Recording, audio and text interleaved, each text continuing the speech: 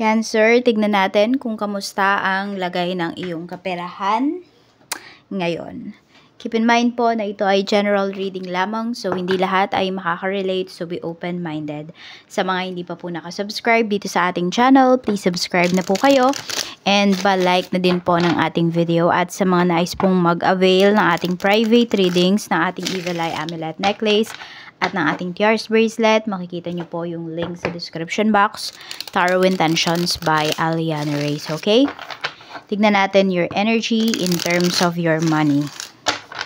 Energy po ni Cancer, Sun, Moon, Rising, and Venus sign. Pwede nyo pong panoorin yung inyong Sun, Moon, Rising, and Venus sign para po sa mas kompletong mensahe. Kasi minsan, kung Sun sign lang yung papanoorin nyo, hindi po talaga kayo makaka-resonate. Baka sa ibang signs ninyo kayo doon kayo maka-resonate, okay? We have Four of Pentacles. May pagtitipid dito. Ayan. Pwedeng, ano yata yung iba sa inyo, nag-OOT kayo. Ayan po. Tingnan natin. We have 10 of Wands. Ayan yung energy natin. 10 of Wands. Stress yung iba sa inyo. Hindi ko alam kung may nag-uubliga ba sa inyo dito or stress kayo sa mga bills sa bahay, mga bayarin. Meron ding baby dito, baka meron dito. May toddler kayo, ganyan. So, pwedeng sa gatas pa lang nauubos na yung inyong gatas or diaper, nauubos po yung inyong budget. Tignan natin. So, pwedeng meron dito about sa sustento. Yan yung pinoproblema ninyo. Tignan po natin, okay, past issues, no, pagdating sa pera na still nakakaapekto pa rin hanggang ngayon. Past issues po, spirit guide ni Cancer in terms of money. So, baka meron dito sakitin po yung anak ninyo. We have honor. May napangakuan ka ba dito? Pwedeng kahit ngayon, may napangakuan kayo dito. Tapos namamroblema kayo kasi pwedeng na out of budget yung iba sa inyo. We have news.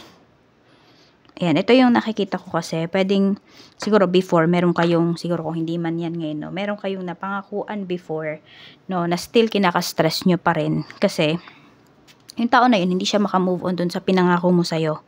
Ay, pinangako mo sa kanya pala. Ano yung sinasabi ko? So, ayun po. Parang nagkaroon, hanggang ngayon, may issues pa rin kayo nito. It's either nasasabihan ka ng taong to na madamot. Pwedeng ito po ay in-laws mo. Ayan, pwedeng basta kasama mo lang siya sa bahay or kapitbahay po ninyo. Tignan natin. Ano pa yung mensahe?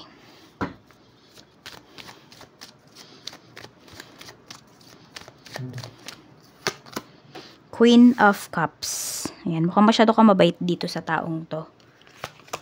Queen of Swords. Ayan nga, magkaaway nga kayo. No?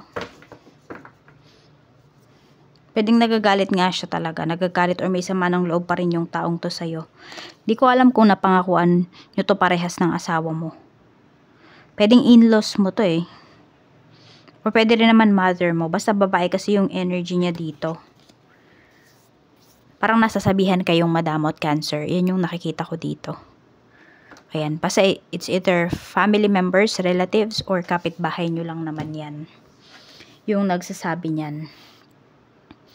So, pwedeng ito, isa to sa still, no, isang year signs, Gemini, Libra, Aquarius, na nakakaapekto po sa kaperahan po ninyo hanggang ngayon. Pwedeng ito ay byuda. Ayan, so pwedeng ang in-laws po ninyo, baka sa inyo pa rin nakapisan. Baka isa din yun sa pinoproblema po ninyo. Tignan natin. Ano pa yung mensahe? Spirit guide. Family situation, house situation in terms of money. Tignan natin. Five of Pentacles. Ayun nga. Medyo nagigipit talaga kayo ngayon. Kinakapos. Cancer. Pwedeng yung taong to baka may pagkakautang. Tapos nasabi nyo sa kanya, napangako nyo na sige kami yung magbabayad. Pero pwedeng hindi nyo nagawa. Ayan. So, parang nadamay kayo sa utang ng ibang tao.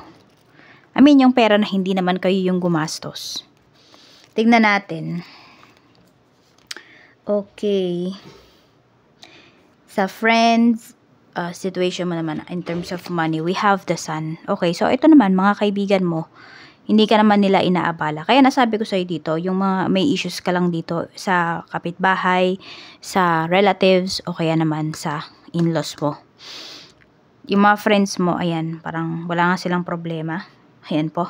And even, ikaw din naman, wala ka din namang problema pagdating sa mga kaibigan mo. 4 of Cups. So, yung mga friends mo before, pwedeng friends mo pa rin sila ngayon. Yun nga lang siguro, kanya-kanya lang kayo ng pag-handle ng inyong mga kaperahan. I mean, ang problema ba pagdating sa money. So, pwedeng, ayan, may tumutulong naman sa'yo, pero syempre, hindi ka nila matulungan ng full efforts talaga, ng buong buo. Kasi pwedeng, yun nga, sabi ko, meron din silang ibang kinakaharap. Kaya, ayan, yung iba sa inyo, kung lumapit kayo sa kaibigan nyo ngayon, tas di kayo napautang, or di kayo napahiram, okay, magdadamdam kasi, pwedeng meron din silang pinoproblema. Kahit sabihin pa natin na na mayaman sila, ganon, may pera sila, may negosyo sila, etc. Gumagastos din po sila. Energies can be reversed. Baka naman kayo yung nilapitan nitong family, ay nitong friend mo na to. So, hayaan mo lang, no, hayaan mo kung magtatampo siya sa'yo. Basta, kung wala kayong mapapahiram dito, huwag kayong magpapahiram. Sa love life naman, situation, pagdating sa kaperahan, we have 8 of Cups. Pwedeng asawa mo laging wala sa bahay. Kasi pwedeng nagtatrabaho siya. Or pwedeng meron dito na sa LDR relationship po kayo. Ace of Swords. Pero continuous naman yung communication. Tsaka sacrifice talaga. Ayan. Di ko lang din alam yung iba sa inyo. Baka meron naman dito umaalis kapag sinisermonan nyo na. Pag hinahanapan nyo na ng pera. Yun. So, magkakaiba talaga ang mga tao, no, ng pag-handle ng stress or ng problema pagdating sa pera. Tingnan natin. Okay, sa career naman, 6 of Wands. Merong mapopromote dito, oh. Pagdating sa career, nagle-level up na po. Nagle-level up na kayo. Yung position ninyo pagdating dito sa career, mas nakikilala na kayo. Pwede may mga rewards, may mga awards, may mga token of appreciation kayo dito.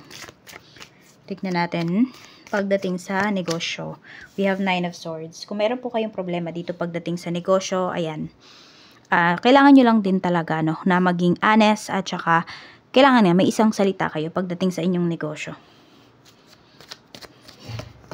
Para hindi madala yung mga clients po ninyo. So, medyo may pinapakita dito na nakaka-recover na pagdating sa business. Kaya tuloy-tuloy lang po. Ganun naman talaga, hindi laging bongga ang kita pagdating sa business. Okay, tignan pa po natin ano pa yung mensahe. Spirit guide, mensahe pa po natin. Mensahe pa natin for Cancer, Sun, Moon, Rising, and Venus. Mensahe para sa'yo. Mensahe po natin, Spirit guide, for Cancer. We have when you start the path appears. When you start, the path appears. So, take a step in any direction.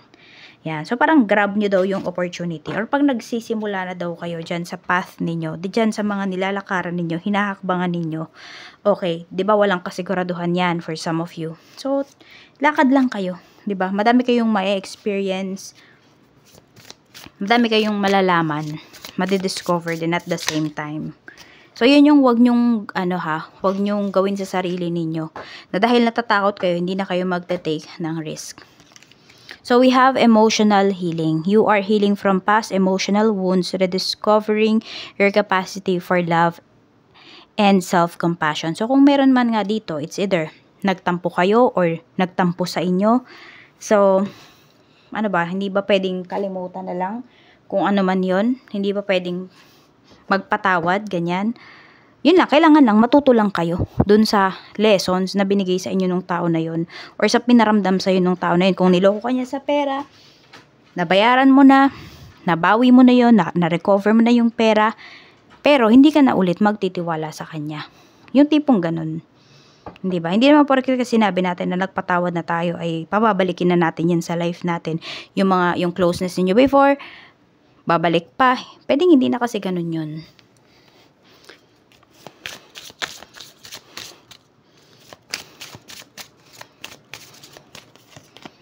Vacation. Ayan, meron ba ditong gustong magbakasyon?